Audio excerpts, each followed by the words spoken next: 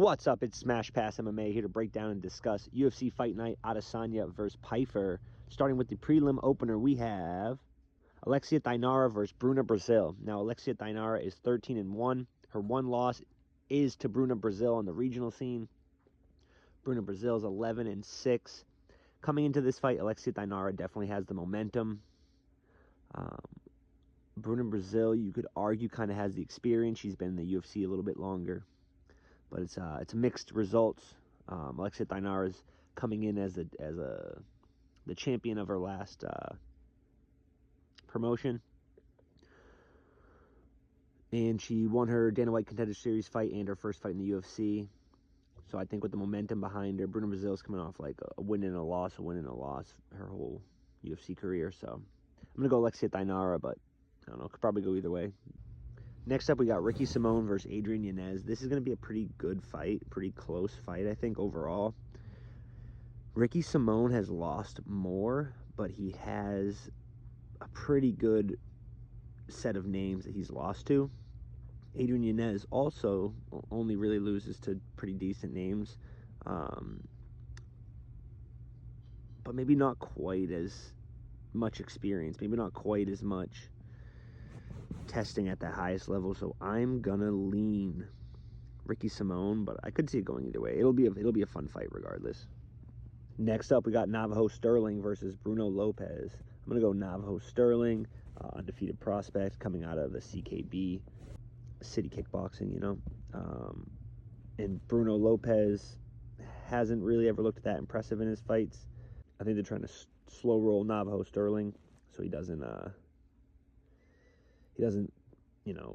burn out before he ever has the success that he could have. I think they're trying to let him have a chance. But losing to Brenson Ribeiro and Dustin Jacoby as Bruno Lopez, not a great look. Neither one of them is, phenomenal. Brenson Ribeiro KO'd him as well as Dustin Jacoby, so those aren't great looks. Navajo Sterling is going to have good understanding of the striking range, and might be able to do the same thing. So, it could be a good fight. Navajo Sterling hasn't really fought anyone that impressive, Rodolfo Bellato being his best win, but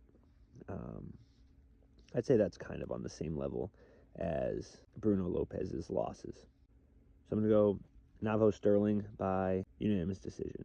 Moving on, we got Casey O'Neill versus Gabriela Fernandez. I'm going to go Gabriela Fernandez. I think Brazilian women are just better in martial arts a lot of the time. It's so much more cultural for them to be like fighters. Brazilian Jiu-Jitsu at least, compared to, American women.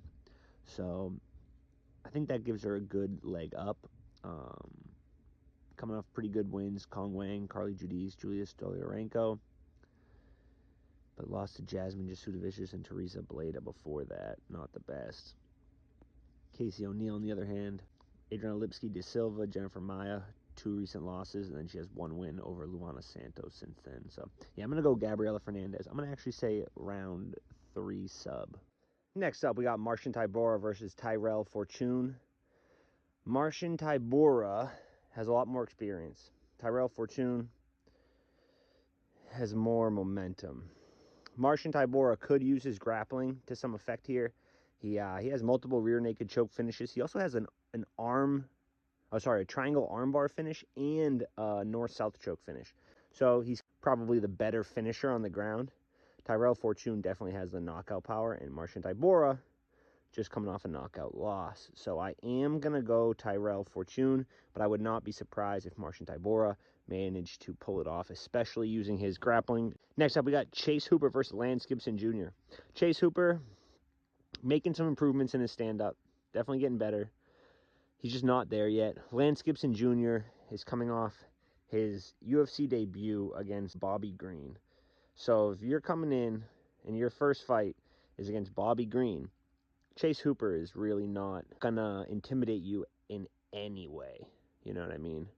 And that's not an insult to Chase Hooper. I'm not even saying like Chase Hooper physique or anything. I'm just saying Bobby Green is like top of, as far as not being in the top 10, he's like the top of the gatekeepers. He's the number 1 guy who's not in the set of number 1 guys, And again, if that's your debut, like what are you gonna what are you even going to worry about after that, you know? Like, you fought Bobby Green, and it was a split decision. It wasn't even like Bobby Green put work on him. Like, it was a good fight. It really wasn't that good of a fight, but it was like a close fight, I'll say. It was kind of boring overall, but it was a close fight. But again, you know, you just fought Bobby Green in your UFC debut. There's going to be no nerves coming in against Chase Hooper after that, I don't think. Especially when people are saying you might have won the Bobby Green fight. You know, like, how is that going to negatively affect your stock? It shouldn't, you know.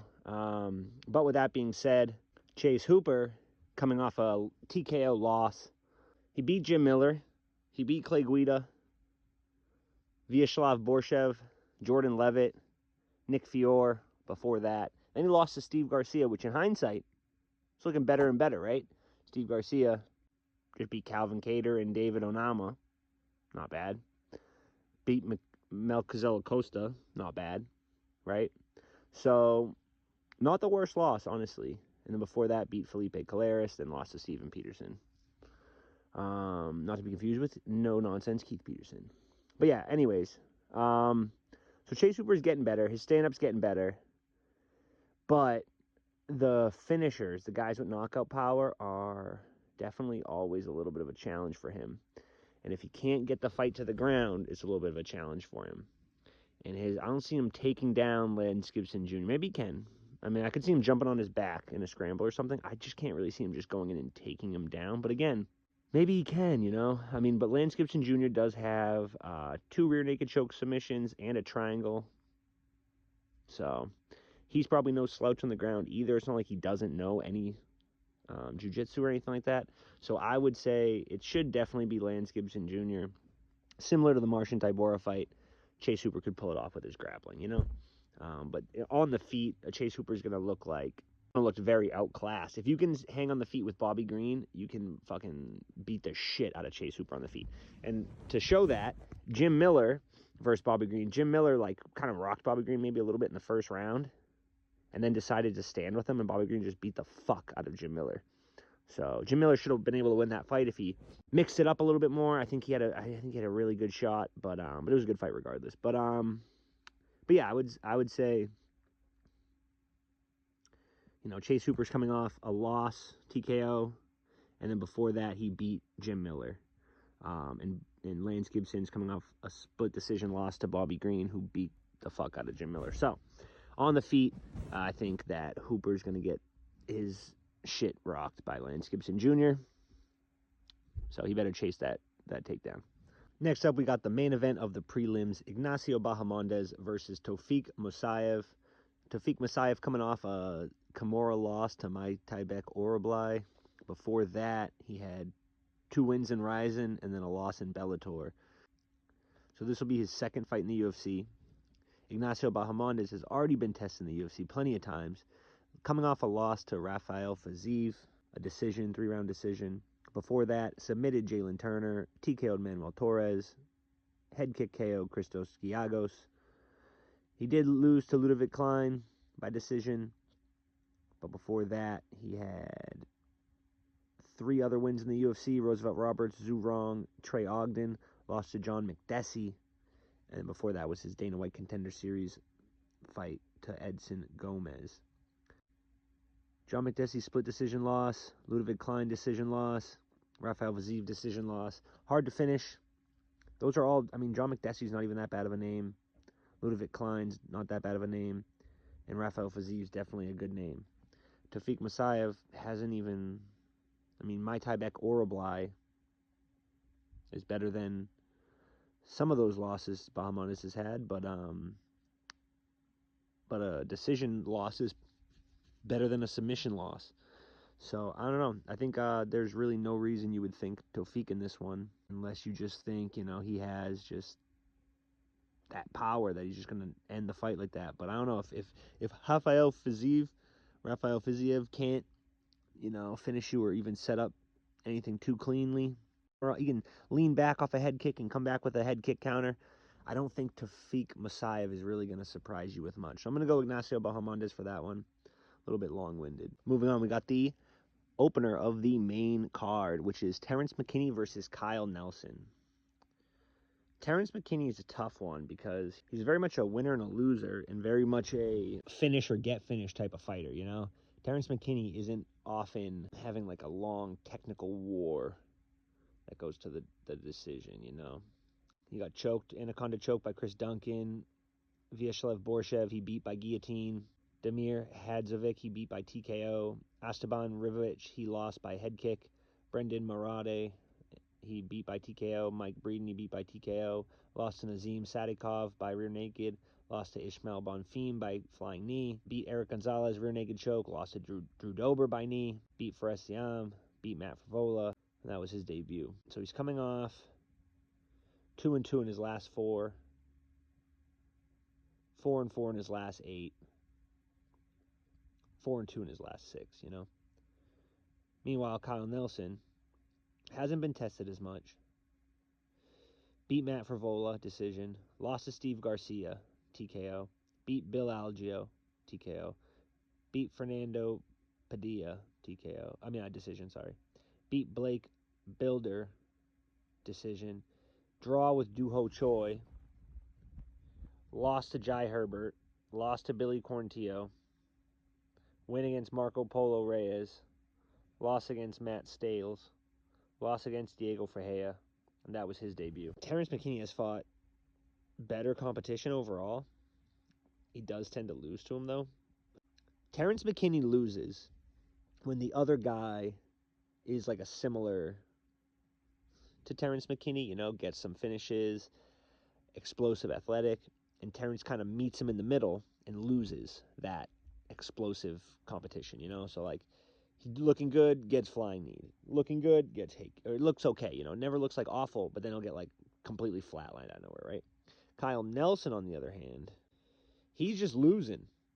I mean, Steve Garcia is great, but a unanimous to Jai Herbert, KO'd by Billy Quarantillo, a draw with Duho Choi aren't bad names. They aren't bad names. Did beat Matt Favola by unanimous.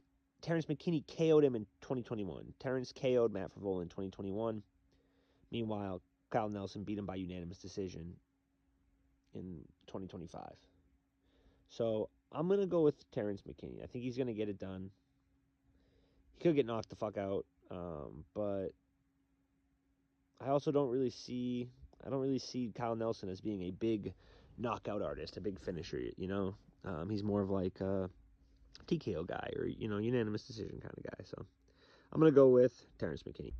Next up, we got Mansour Abdul Malik versus Yusri Belgarui.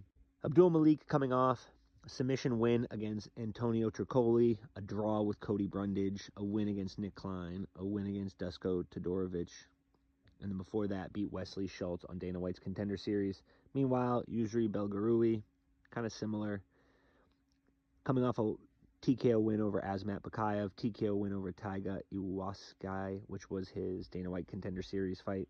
Before that, he had 2 wins in LFL, and then before that, he actually was on Dana White Contender Series and lost to Marco Tulio. He came over to the UFC and went on a 2-fight win streak after beating Yusri Belgarui. He fought another fight at LFA, came back to Dana White, beat Matthew Letho Duclos, came on to the UFC, TKO against Ihor Peteria, TKO against Trayshawn Gore, and then lost to Christian Leroy Duncan by a spinning back fist. Spinning back fist can definitely get anyone. I think Marco Tulio is a pretty good opponent. You know, I don't think that's that bad of an opponent to lose to on the Contender Series. Go get a couple more wins and come back and, you know, prove yourself. So I'm going to go with Belgarui. I think that Mansour Abdul Malik has kind of proved that he's not the top of the top. I mean, how do you go to draw with Cody Brundage? I mean, like, you know, fucking finish Cody Brundage, or even if you lose a point, like, fucking destroy Cody Brundage. Why are you? If you're supposed to be the good, you know, supposed to be like that good. But he you know, he had some good finishes before that. But I am gonna trust Yusri Belgarui to get this one done. It should be a good ass fight though. 9-0 versus 9-0-1 versus 9-3. It should be a good fight. It should be a good striking battle. Maybe Mansour Abdul Malik will actually, you know, maybe he will pull off a finish with strikes, but I'm going to go to the newcomer. I'm going to say Yusri Belgarui. He has the momentum coming in. He hasn't lost. since 2023. Moving on, we got Julian Erosa versus Larian Douglas. Julian Erosa, 31-12, coming off a loss to Melquizael Acosta. Before that, beat Darren Elkins, Christian Rodriguez, Ricardo Ramos. Before that, lost to Fernando Padilla and Alex Caceres. Before that, beat Hakeem Dawodo, Steven Peterson, Charles Jourdain. Lost to Sungwoo Choi. Beat Nate Landwehr, beat Sean Woodson, and that was his UFC debut. Meanwhile, Larian Douglas coming in as the champion of LFA. His last fight was Dana White Contender Series. Got a first-round KO. In the LFA, he was on a 4-fight KO, TKO win streak. All in the first 2 rounds. So 1 first round and 3 second-round knockouts. Before that, he lost to Isaac Thompson by TKO head kick. Beat Luan Pedroso. Lost to James Gonzalez. So he has some losses. Seems to have learned from and really implemented his striking in his last few fights, but is the competition even close to who Julian Erosa's fought, you know? Julian Erosa just lost to Melquizael Acosta, who's fucking good, and he didn't get finished. He got a decision loss. And before that, he finished Elkins, he finished Rodriguez, finished Ramos, finished Charles Jourdain, finished Nate Landwehr, finished Sean Woodson. And he has TKOs and subs, whereas Larian Douglas is only TKOs, but he's also lost by TKO. So it's not like, you know, it's not like he's that good on the feet, but he has this glaring hole in his grappling. It's more like he can get knocked out fairly easily if you have good power. You know, I'm not going to say easily, right, but fairly easily. Whereas Julian Erosa maybe can get knocked out, but, I mean, it's happened, but he's just proven that he has a lot more staying power, not only in the UFC, in the division, but just in his fights. So I'm going to go Julian Erosa on that one. Moving on, we got Michael Chiesa versus Nico Price. Michael Chiesa should dominate this fight with his grappling. Shouldn't even be close. Michael Chiesa is one of the best grapplers outside the top 10 in that division. Definitely, probably the best grappler outside the top 10 in that division. Or definitely outside the top 15, you know? You could say maybe like a Colby, if Colby's like number 11, 12 right now. But I don't even know. I don't think Colby's a better grappler or even as good as Chiesa. I think Chiesa is the best grappler in that division. Chiesa made Tony Ferguson look like a bad grappler, which, I mean, maybe he is, you know. But I don't know. Yeah, I'm going to say Michael Chiesa should get that one pretty handily. I'm going to say round 2, rear naked choke, or 3-round decision, you know, unanimous decision. Next up, we got Macy Barber versus Alexa Grasso. Macy Barber coming in this fight on a 7-fight win streak, and before that, she lost to Alexa Grasso. The win streak being Miranda Maverick split, Montana De La Rosa unanimous, Jessica I unanimous, Andrea Lee split, Amanda Ribas TKO, Caitlin Seminara decision unanimous, and then Karine Silva unanimous. So 7-fight win streak. Before that, she lost to Alexa Grasso and Roxanne Modafferi. But Alexa Grasso hasn't won in her last 3 fights, being a loss to Natalia Silva, unanimous decision, a loss to Valentina Shevchenko, unanimous decision, a split draw with Valentina Shevchenko, and then before that, she beat Valentina Shevchenko with a face crank, beat Vivian Araujo, Joanne Wood, Macy Barber, Ji Leon Kim, and then lost to Carla Esparza, beat Caroline Kalkevich, lost to Tatiana Suarez. The amount of competition is much higher for Grasso, but it seems like she's on a slide, right? Meanwhile, Macy Barber has the momentum, but none of those names really matter, you know, who are, you know, I mean, you know who they are, but, I mean, Jessica I, for example, right? She beat Jessica I. Well, what did Jessica I do? Jessica I's coming off a 4-fight loss streak. Before that, she beat Vivian Araujo, and before that, she lost to Valentina Shevchenko, and before that, she beat Caitlin Seminara. So we go back to Macy Barber, who she beat. Miranda Maverick, Montana De La Rosa, Jessica I, Andrea Lee, Amanda Ribas, Caitlin Seminara, and Karina Silva. So it's like Jessica I got destroyed by Valentina, and then plenty of other people, and she hasn't really beaten anyone that impressive. Macy Barber hasn't really beaten anyone that impressive. Alexa Grasso has beaten some impressive girls. I'm going to go Alexa Grasso, and I don't even think it's going to be that close, honestly. I'd say Alexa Grasso. Unanimous decision, 3-0. Most likely mixing in some takedowns. Next up, we got the main event of the card, which is Israel Adesanya versus Joe Pyfer. I'm going to have to go with Israel Adesanya on this one. Joe Pyfer does have the knockout power. He has that big overhand. He does have some grappling. He's just coming off a face crank win. And a lot of people think he's going to use his grappling to win this fight. And I do think that is his best avenue, to use his power, but to mix in his grappling. Think like, Khabib dropped Conor because he mixed in his grappling and then threw the overhand. So I think that is his best chance to win. I think if he just tries to strike with Israel primarily and then the takedowns kind of come as an afterthought, I think that is when Israel is going to be able to stick on the outside behind a jab and a leg kick and just circle and keep him at bay. I mean, Israel Adesanya is one of the hardest fighters in that division to just like corner. I mean, it took Alex Pereira 5 rounds the first time basically, and then the second time when he did corner him in like the first round, and then the second fight when Alex did corner Izzy in the first round, it backfired and Alex ended up getting knocked out. So Israel is tough to just pressure into the corner and hit with a big power punch. He's tough to just go out and take down, I mean, he has decent takedown defense. He has great foot placement, which leads to pretty good takedown defense.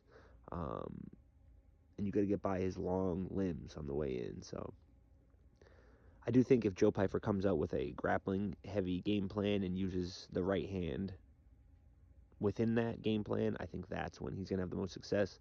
But I think he's going to come out and kind of, it's Israel Adesanya at the end of the day, so I think he's going to come out and try to knock him out, and I think Israel Adesanya can play slick for the first 2 rounds and then start to put it on him as Joe Pyfer gets a little tired, And Joe Pyfer's punches are a little bit easier to see and absorb. I think Israel can really start to work on him, and I think Israel could get like a round 3 or 4 TKO. I'm going to go Israel round 4 TKO. But either way, it should be good fights. You're going to be on the edge of your seat the whole time waiting for Joe Pyfer to knock Izzy out, or Izzy to like just barely get out of the way of a punch and maybe counter or land a big head kick or something. So it'll be a great fight.